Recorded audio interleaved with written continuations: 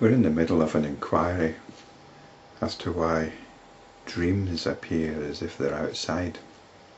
This inquiry isn't just to do with dreams. It's to do with our whole experience of there being something outside. Now in the middle of this inquiry, Rama's asking a question about the nature of the mind.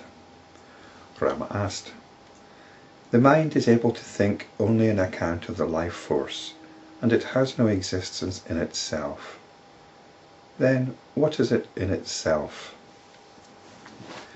So we've got this life force here, which sounds quite mysterious.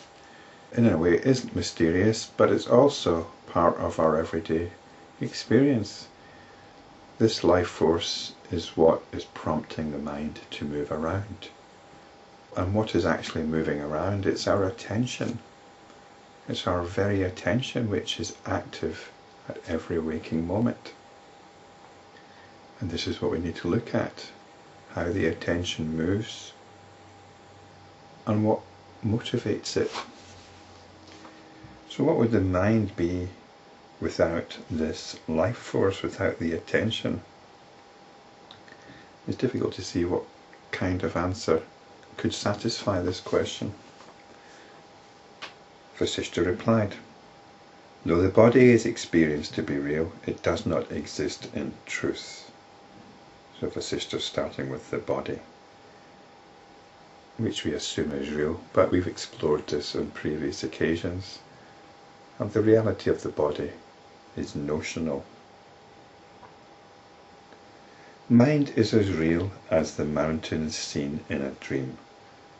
In other words, the mind is notional too.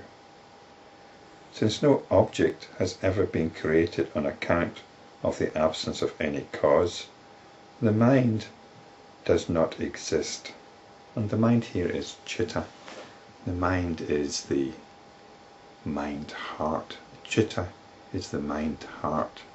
It's thoughts and feelings. Which doesn't mean to say that thoughts and feelings don't exist. Such things are going on as part of the stream of experiencing.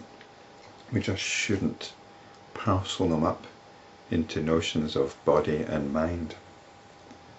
Just experience them as the stream of experiencing.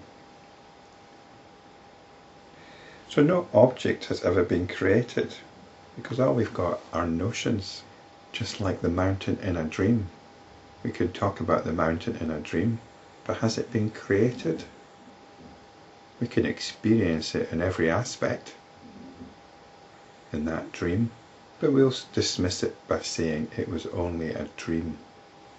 But we externalized it. Within the dream we externalized it as something out there, and we can experience that mountain in every way that we'd normally experience a mountain in the waking state. But another of the discriminations that we've been exploring is the discrimination between the waking and the dream state. Within the stream of experiencing, we make a distinction between waking and dreaming.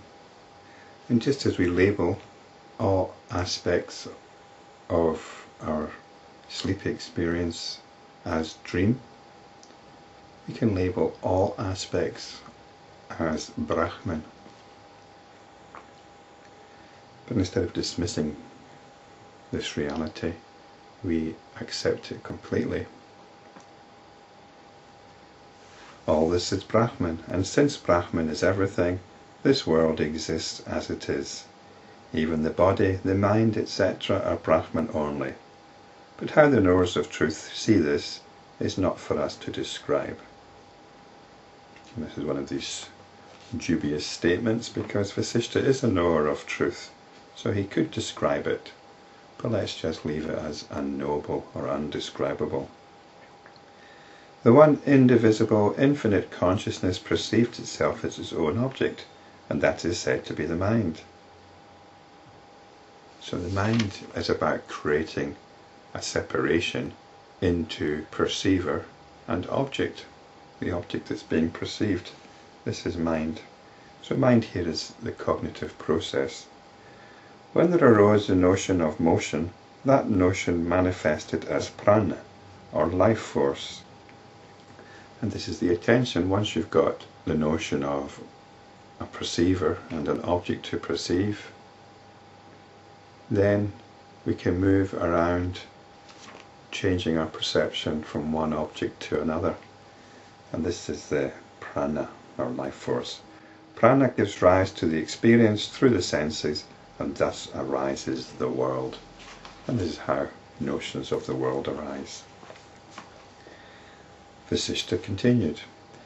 The mind, the Citta, is the creator of the world with all that is real, unreal, or mixed which is in it.